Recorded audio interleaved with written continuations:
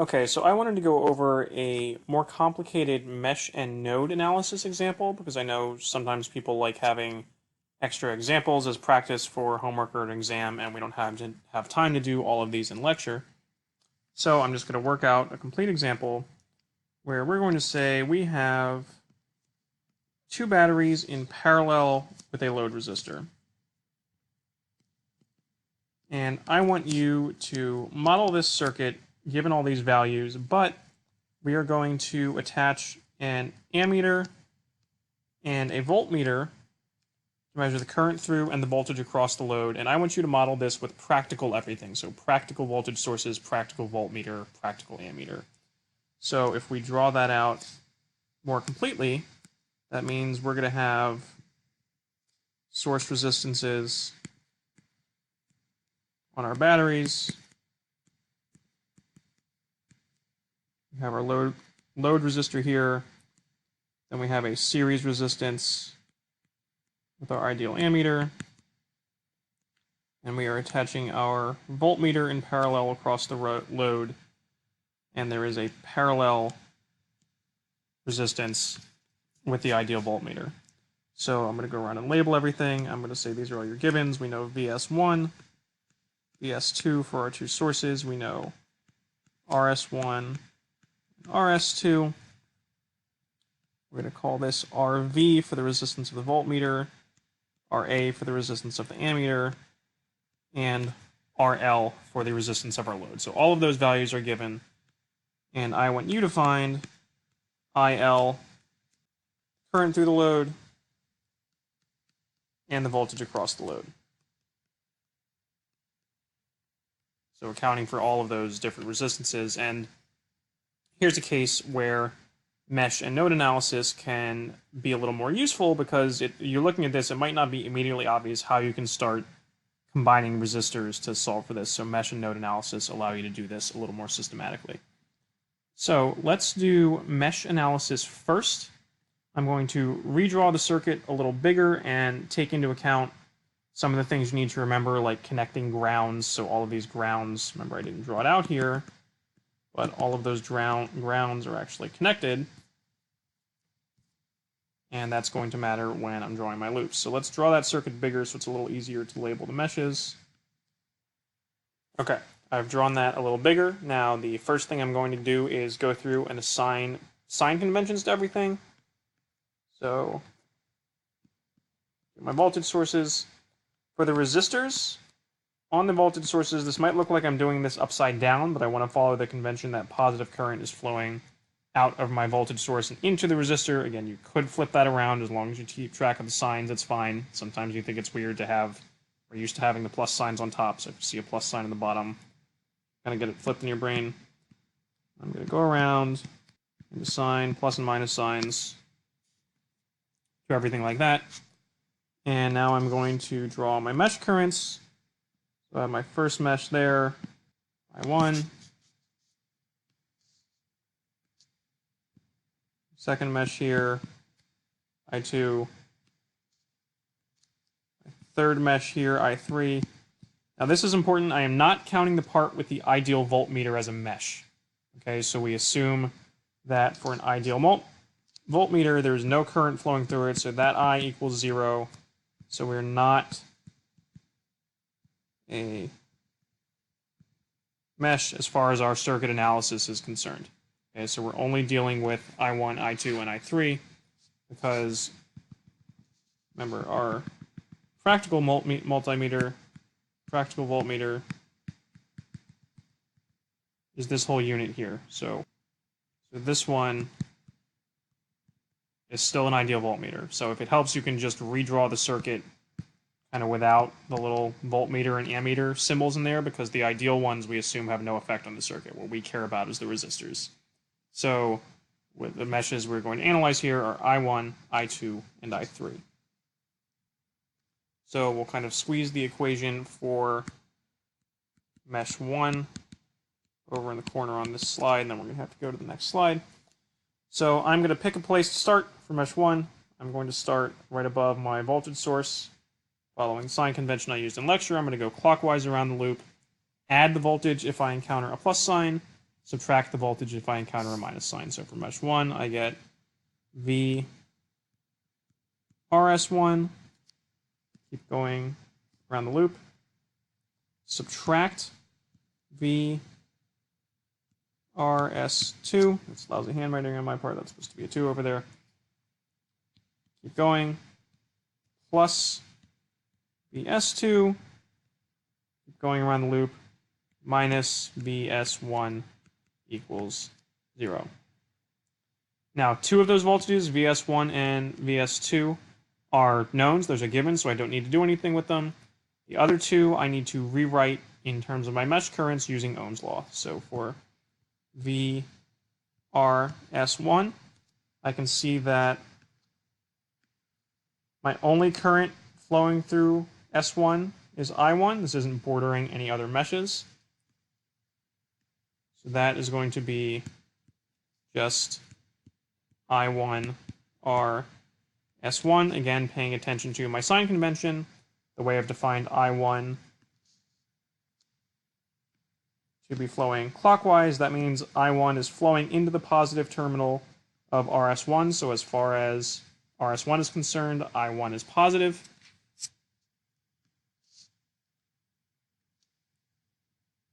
VRS2 is a little trickier. Again, be careful with having signs upside down here. So the way I've defined RS2, I have the positive terminal on the bottom here. That makes I1 negative for RS2 because it's flowing into the negative terminal. It makes I2 positive because it's flowing into the positive terminal. So draw that out separately over here. So here's RS2. I've defined positive there, negative there. I have I2 flowing into the positive and I1 flowing into the negative. So the net current through RS2, according to that sign convention, is I2 minus I1. So we want to be careful not to get that flipped, times RS2. Okay, now I am going to plug these two equations. I'm just substituting Ohm's law into there. That will give me I1 RS1 minus parentheses I2 minus I1 RS2 plus VS2 minus VS1 equals 0. And remember, eventually I'm going to want this, put this in matrix form where I have a matrix of my coefficients times a matrix of my own unknowns. So in this case, my unknowns are I1 and I2. I don't have any I3s in this equation, so there's my I1s. And then I only have the one I2. So if I collect those terms, I should wind up with RS1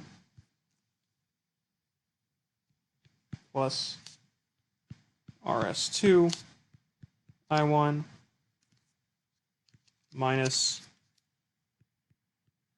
RS2 I2 equals, I move those voltage terms over to the other side, VS1 minus VS2. So there is my first of three equations. That for mesh 1, so I'll write that in red. Here is equation 1. So, moving on to my next mesh. I'm going to do this for I2. Okay, so I read you the circuit there. Now we're going to do the same thing for mesh 2. Again, I'm going to pick a point to start. In this case, I'm going to start right above the voltage source. So that's going to give me VRS2, because I hit the positive sign on RS2 as I go clockwise, plus VRL plus VRA.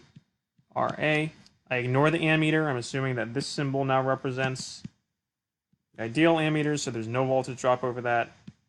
Keep going around the circle. I hit the minus sign on VS2 equals 0.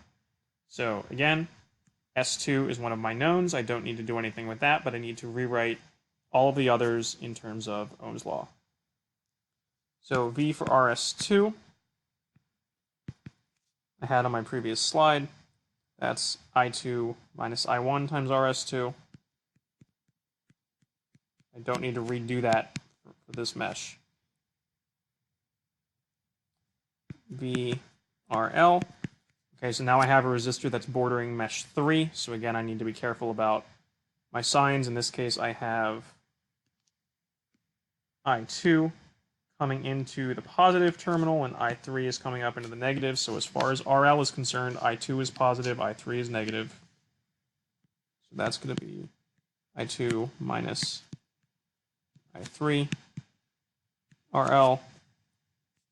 And then RA is easier. I only have one current flowing through there.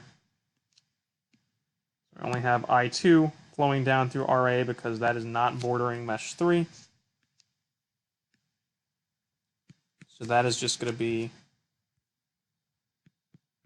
I2 RA. So again, I am going to plug all of those in to my loop equation. That gives me I2 minus I1 R2 plus I2 minus I3 RL plus I2 RA minus BS2 equals 0. And again, I want to collect my unknowns. So I've got my I1. I've got a bunch of I2s this time. And this time I've got one I3 in there. So if I put this whole thing in the form I'm going to want it for my matrix equation, I will get negative RS2 I1 plus RA plus RL minus RS2 I2 plus RL I3 equals VS2. So there is my second equation.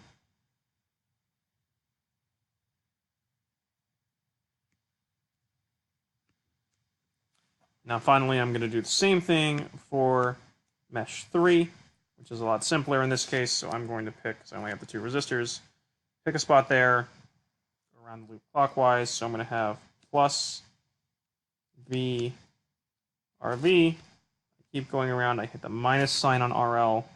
Minus V RL equals 0 because I'm done going around my loop.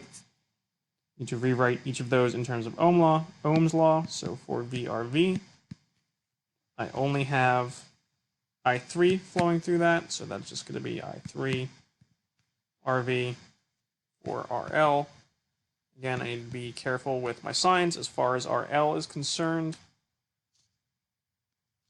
We actually did this for the previous one. We can just copy that. So it doesn't matter that I moved over to this mesh. I still have I2 coming down into the top and I3 coming up from the bottom. So the signs for RL have not changed. That's going to be I2 minus I3 times RL. So I plug those into this equation. I3 RV minus I2 minus I3 RL equals 0. And I'm going to rearrange that again in terms of my unknowns. In this case, I only have I2 and I3. There's no I1s, so when I rearrange there, I will get negative R2 I2 plus RV plus RL I3 equals 0. There is my third equation. I now have all three equations that I can put in matrix form. So I want to write this as AX equals B. So if I remember, I have my first equation back on this first slide with these coefficients, so that's going to be my first row. That's RS1 plus RS2 minus RS2, 0, there, minus RS2, 0, RA plus RL plus RS2, whoops, I didn't leave myself quite enough space in that third column, minus RL, finally my third column, 0, RL, RV plus RL.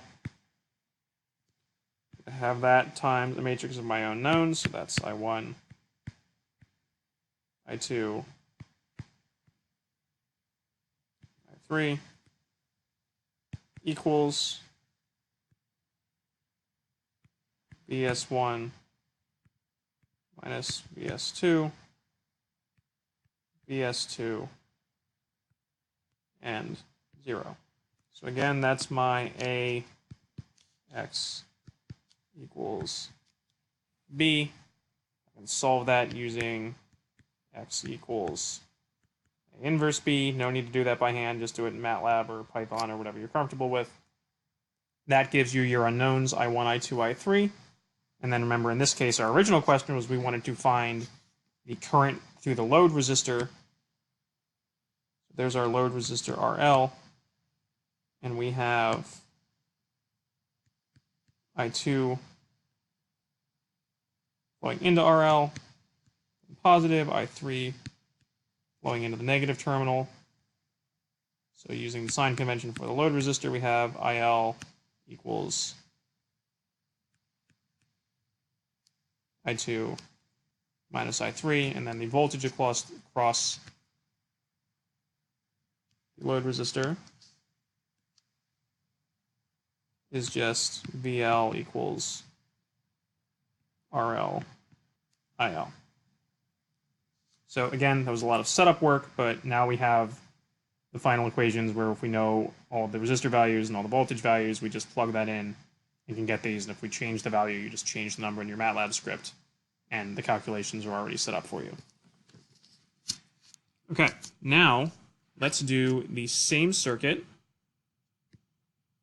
with node analysis instead of mesh analysis. Okay, now for node analysis, we need to start out by identifying our nodes that we're going to define as variables. Remember, we define a reference node, usually ground, so we don't need to worry about ground.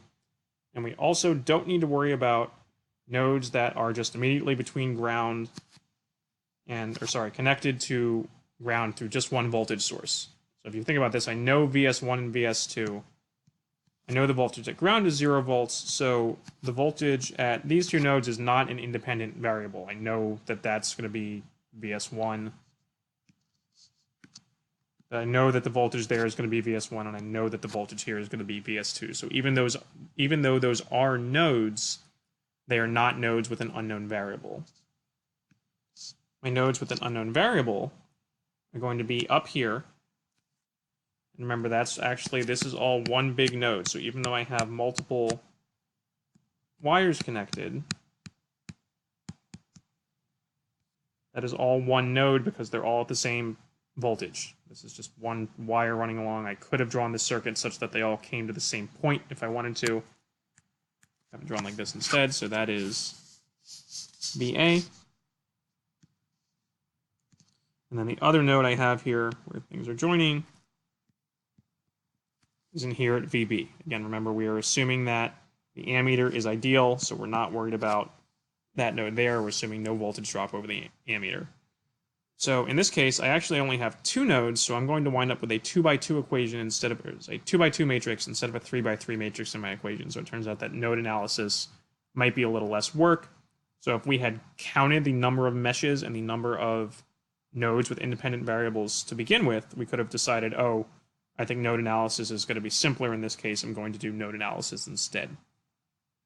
But if you prefer mesh analysis and don't mind dealing with a slightly bigger matrix, then you can do that instead. It doesn't really matter either way. So let's go for node A first. I'm going to redraw just node A and the adjacent nodes.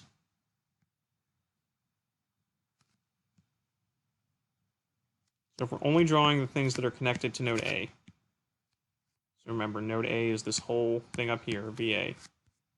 And the currents flowing into and out of it based on the sign conventions for those resistors, I'm going to call this I1, this I2,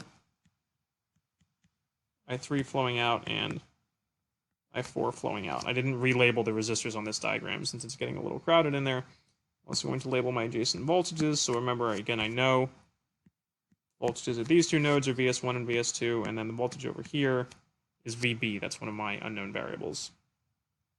So if I apply KCL at this node with the currents I just defined,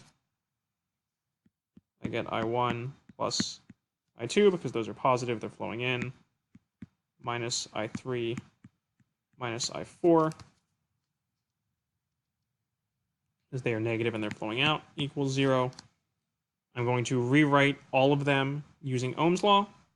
So for I1, I have the voltage difference across that resistor is VS1 minus VA over RS1. I got this switched to my diagram over here. That should be RS1, that should be RS2.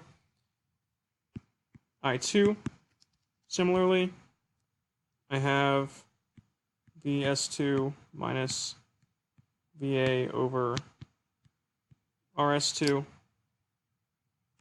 For I3, I have VA minus VB over RL. Again, I didn't relabel all the resistors in this second little diagram over here, but you can refer back to the first diagram for that. And for I4, I have VA minus VB over RV. Okay, so I plug all of those Ohm's law substitutions into this equation, and I get VS1 minus VA over RS1 plus VS2 minus VA over RS2 minus VA minus VB over RL minus VA minus VB over RV equals 0. And again, VA and VB are my unknown terms, so I want to collect those and write this equation in the form I'm eventually going to need it in for the matrix. So there's all my VAs. And I just have two VBs. So if I collect all of those terms, all the coefficients, I will get negative 1 over RS1 plus 1 over RS2 plus 1 over RL plus 1 over RV, VA plus 1 over RL plus 1 over RV, VB equals, this is going to get a little squished over here, negative VS1 RS1 plus VS2 over RS2. Now I can go ahead and do the same thing for node B. So I'm not going to redraw the nodes separately this time. I'll just label the currents in different colors. So I still have I3 and R4 coming into node B. And I'm going to define a new current I5 coming out of it. So for node B, I have I3 plus I4 coming in minus I5 going out equals 0. And again, I'm going to rewrite all of those in terms of Ohm's law. So I3 and I4 I already have from what I did previously. That's VA minus VB over RL plus VA minus VB over RV minus I5, which is just VB over 0 because the other end of RA is connected to ground. Remember, we're assuming there is no voltage drop over the ideal ammeter there. All of that equals 0. And again, if we collect our terms and rewrite this in terms of coefficients times our unknowns, that's 1 over RL plus 1 over RV times VA minus 1 over RL plus 1 over RV plus 1 over RA VB equals 0. So there is our second equation. And we can squeeze these into matrix form with the coefficients. So 1 over RS plus 1 over RS2 plus 1 over RL plus 1 over RB, 1 over RL plus 1 over RB, 1 over RL plus 1 over RB, minus 1 over RL plus 1 over RB plus 1 over RA times the matrix of my unknowns, VA, VB equals negative VS1 over RS1 plus VS2 over RS2, 0. So again, I have that in matrix form. AX equals B. I can solve for my unknowns, VA and VB, by using linear algebra, inverse of A times B. And then again, in this case, just with Ohm's law, I have the voltage over my load is VA minus VB. And then the current through my load is going to be voltage over the load divided by load resistance. So again, there you have it. A complete example worked through with both mesh and node analysis for the same circuit. And again, in this case, it turned out that the node analysis was a little simpler because I only had 2 nodes with independent variables as opposed to my 3 meshes. So in the end, I get this 2x2 matrix of coefficients, as opposed to when I did mesh analysis, I wound up with this 3x3 matrix of coefficients since I had 3 meshes. But here I only had 2 nodes with independent variables.